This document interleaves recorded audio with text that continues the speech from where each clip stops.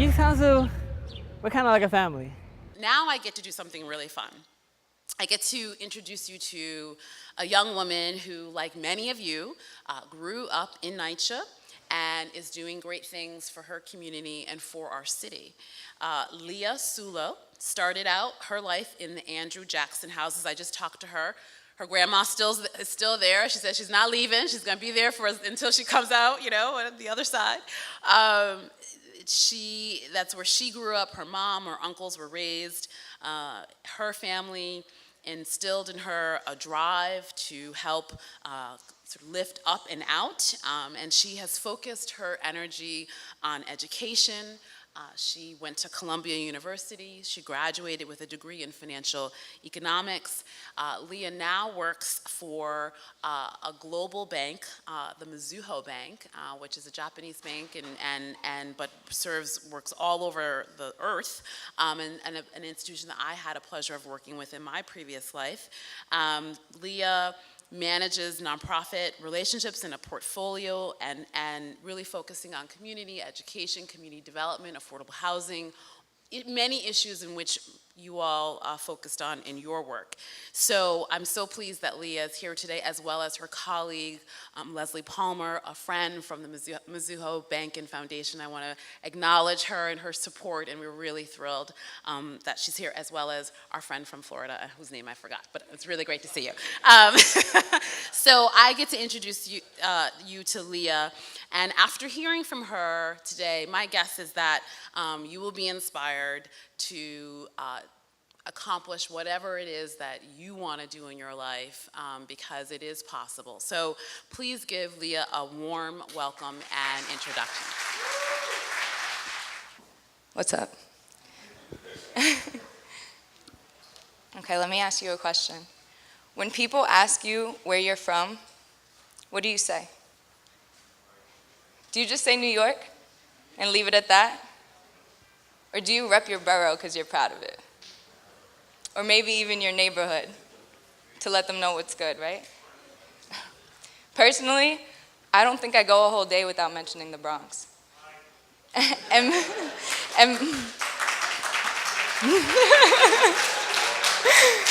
most times, I'll throw in the South Bronx too, just so I'm not mistaken for Riverdale.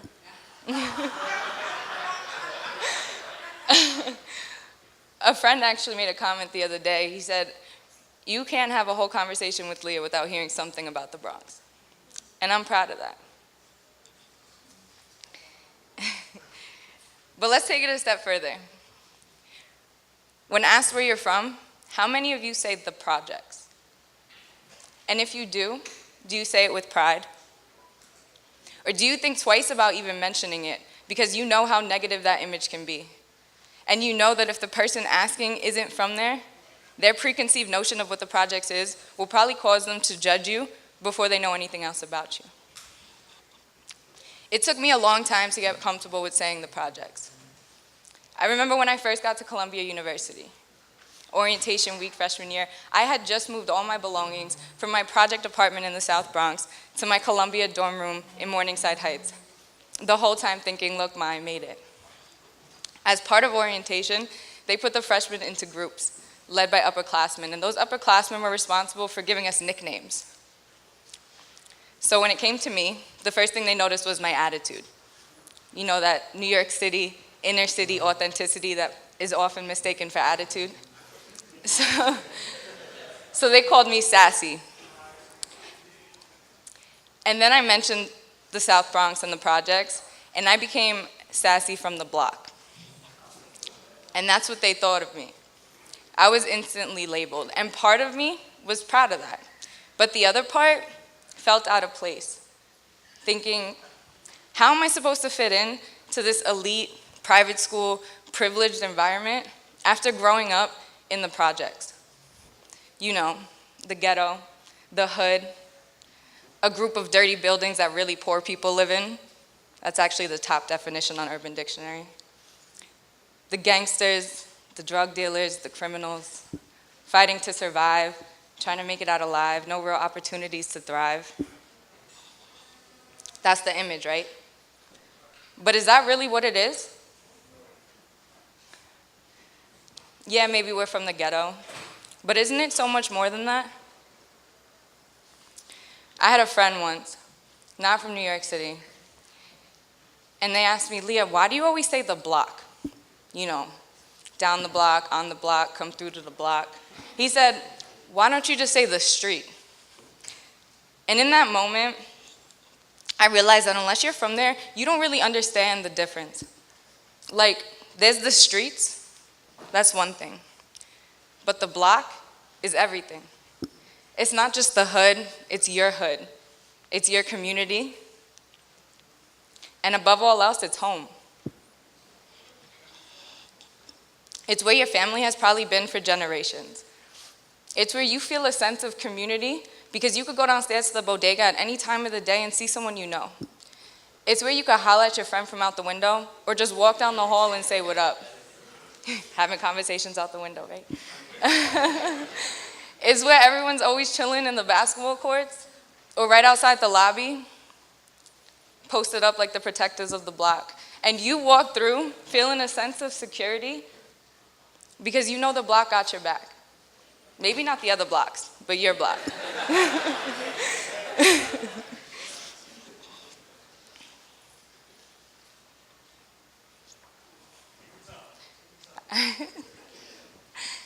It's the raw part of New York. But it's that rawness that scares people. We're the tough ones, the defensive ones, the ones that don't take nonsense from no one. But we're just out here trying to survive, right? Isn't that how we're supposed to be?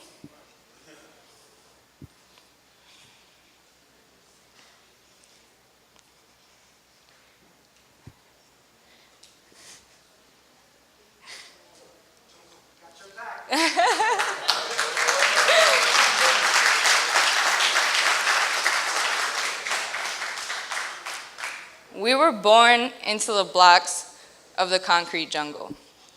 The crime was there long before we were. And even if we have no part in it, somehow that lifestyle still defines us. But why is that? Where did the negative stereotypes come from? When did our communities become synonymous with violence and fear?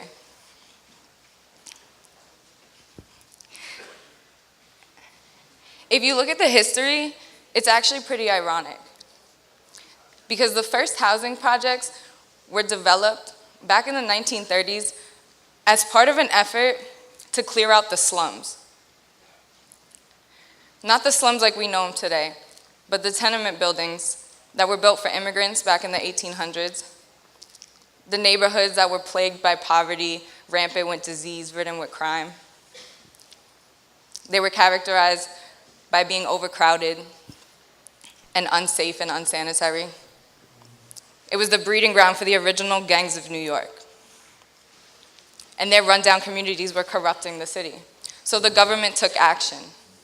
They put in place a law that advocated for a decent home in a decent environment for every American, especially low-income families. The law called for modern, safe, sufficient housing that would be and remain affordable for even the poorest people in the city. This solution was subsidized public housing. So the slums would be torn down and the housing projects would rise up in their place. So basically, the projects were built to replace the slums. Kind of ironic, right? But don't get me wrong, the intentions were good. The developments were meant to be a haven for the lower class. A higher standard of living, a glimmer of hope, a chance of opportunity, or at the very least, a close-knit community. But somewhere along the line, the system that was put in place to give the lower class a chance turned into a cycle that kept us constrained.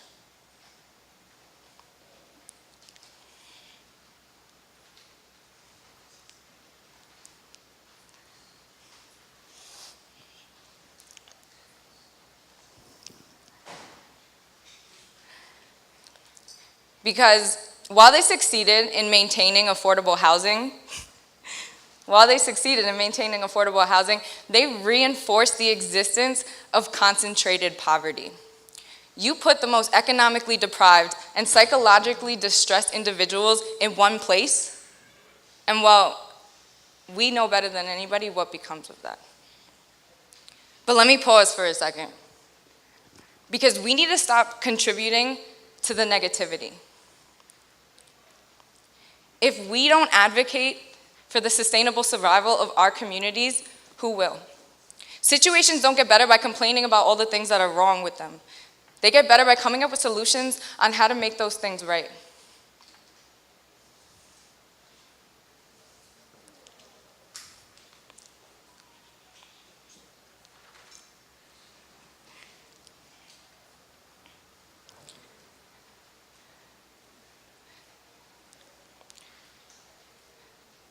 So we need to rise above that, right? I mean, in the case of the projects,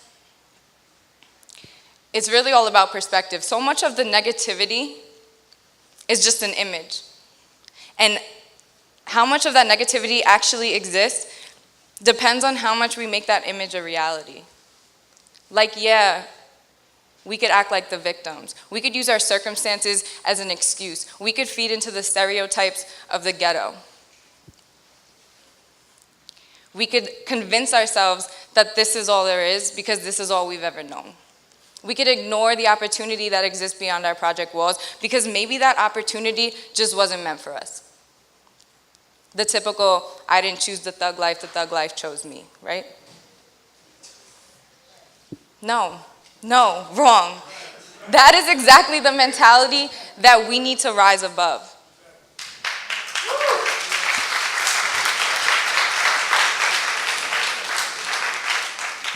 And if you think for a second that where you are right now is limiting your ability to rise up, let me tell you my story. So I've known I was poor for basically my entire life. South Bronx, housing projects, Cortland Ave, single mom, Puerto Rican family, third generation of living in that cycle. I remember as early as elementary school, my mom would lecture me and my sister about the need for us to break that cycle. There's a moment that replays in my head every time I need to remind myself of that motivation. I was in third grade. I came home with an 80 on a test, a science test. The next morning, I was sitting at the kitchen table with my sister eating Eggo waffles when my mom storms into the kitchen. She got her hand on her hip, the test in her hand, and she looks right at me and she goes, "Leah, what is this?" Pointing at the big red 80 at the top of the paper. And I think, no big deal, kids in my class get 80s all the time. But she continues, "How do you think you're gonna get into college with this?" I don't think many 8-year-olds think about college. But she went on. "You know I can't pay for it, Leah. You need to get scholarships. How are you gonna get scholarships with a B?" She was serious. To my mom, it was more than just a B on a test. It was the possibility of failure and never making it out of the projects. I think that's the moment it clicked for me, the moment that my mom's lectures on our financial distress turned into my motivation for future success. From that day forward, I never brought home another B on a test.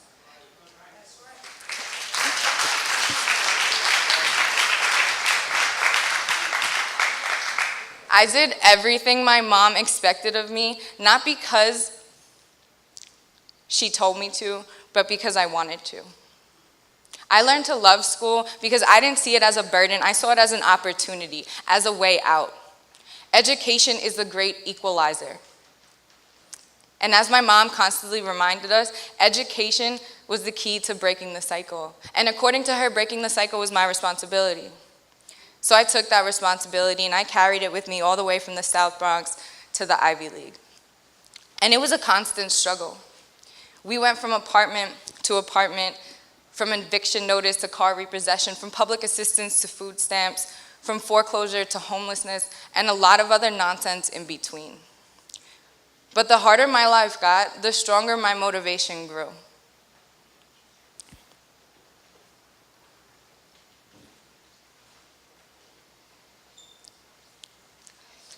Sometimes the pressure becomes too much. There were plenty of times where I cried and complained and said, life is too hard, I can't take it anymore. That moment when you feel like all you want to do is give up, that's the ultimate test. And the way that we respond to that test is what separates the losers from the winners.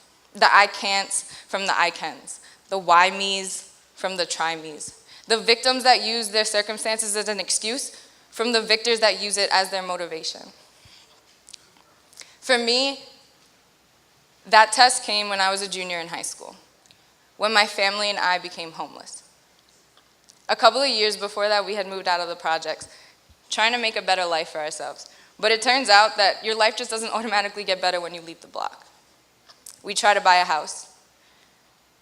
Mortgages are way less affordable than subsidized housing. So within a couple of months, the house that we lived in went into foreclosure, and it was being taken from us. We woke up one morning to an eviction notice on the door saying you have to be out in 24 hours. It doesn't matter that you have 4 kids and nowhere to go.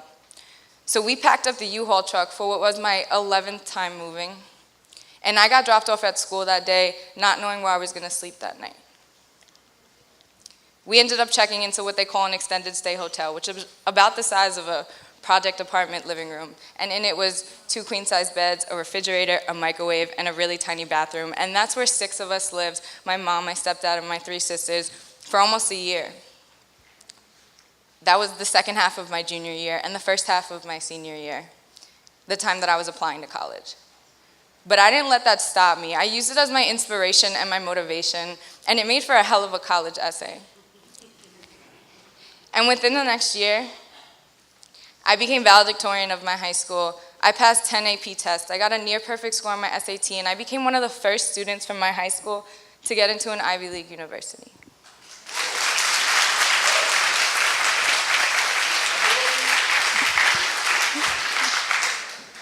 But you know where I ended up? Where I found myself the summer before I started Columbia? Right back on the block, in the same project apartment that it all started in. Back to the only place that ever felt like home. So fully reminded of my roots, I stepped foot on Columbia campus with the mission of breaking the cycle of poverty once and for all.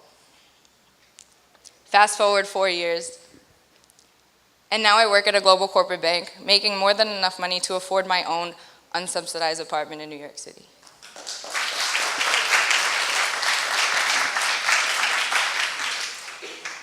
So I did it, I made it, right? I work in a fancy building in Rockefeller Center on the 52nd floor. And from the window, I could see the projects in the South Bronx. Only a bridge away, but a whole world apart. But I should be proud of that, right? Yeah, I made it out, but what about everybody that didn't? I don't even want to talk about where my friends from the block ended up. But not even that, my family too. My sisters, my mother, and my grandmother still reside on the other side of that bridge. And let me tell you, the view from the top is not always better when the ones that you love are still on the bottom.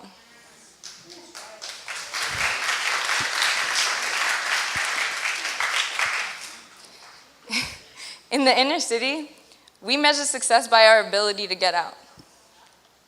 Even Biggie was celebrating every day because he made it out of public housing. But to me, that doesn't seem fair.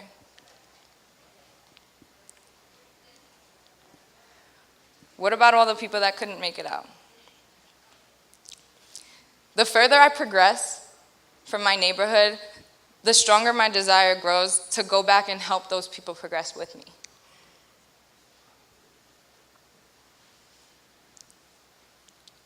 Can I tell you right now that in this moment, I feel more successful than I ever have? Not in my fancy cubicle up on the 52nd floor, but right here on this stage with you guys. Sharing my story with the hopes of inspiring the next generation of project kids that they can accomplish anything they put their minds to in spite of whatever their situation is right now. Having the opportunity to stand before you guys and say, I know where you come from. I get what you've been through. I understand the struggle, and I know how hard it is to rise above that. to be able to say, I come from where you come from, but I'm here to tell you that that doesn't limit how far you will go.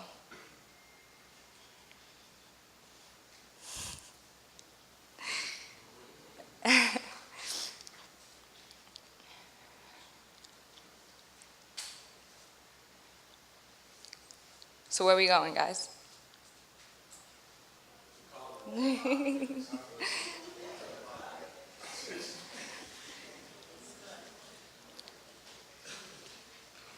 No one gave me the resources to make it out of the hood. I used my mind and my heart, I envisioned it, and I made it a reality. I don't care where you are. Use what you got to get where you want. So we're all here on the same mission, right? To make public housing a better place to live. But in order to come up with an effective solution, we have to fully understand the problem. So this is how I see it. The problem is not the people that live in the projects. The problem is the perception that society has about the people that live in the projects.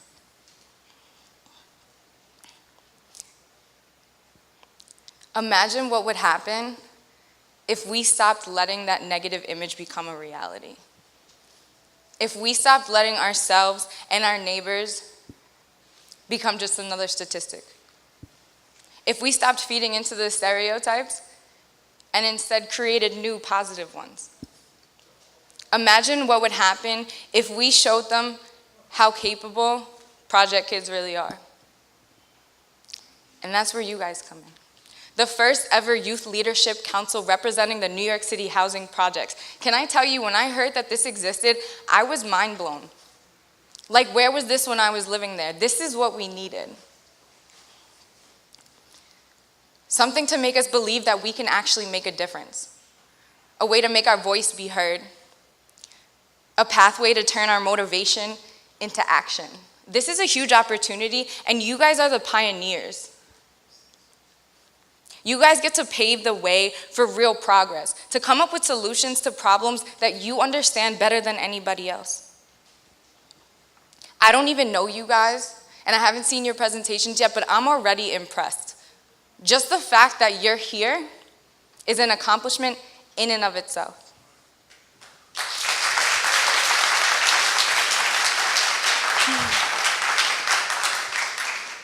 You guys make me proud to say that I'm from the projects, because you're out here fighting to show people what project kids are really capable of. You've already come such a long way. But you didn't come this far to only come this far, right?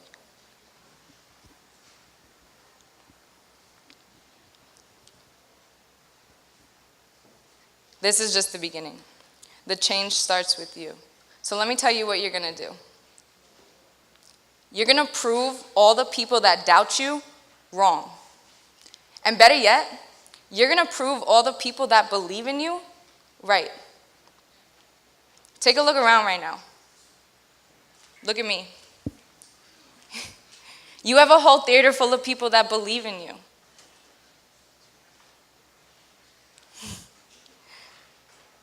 So let's take that belief, let's combine it with the motivation that I know you guys have, and let's show the world that there are no limits.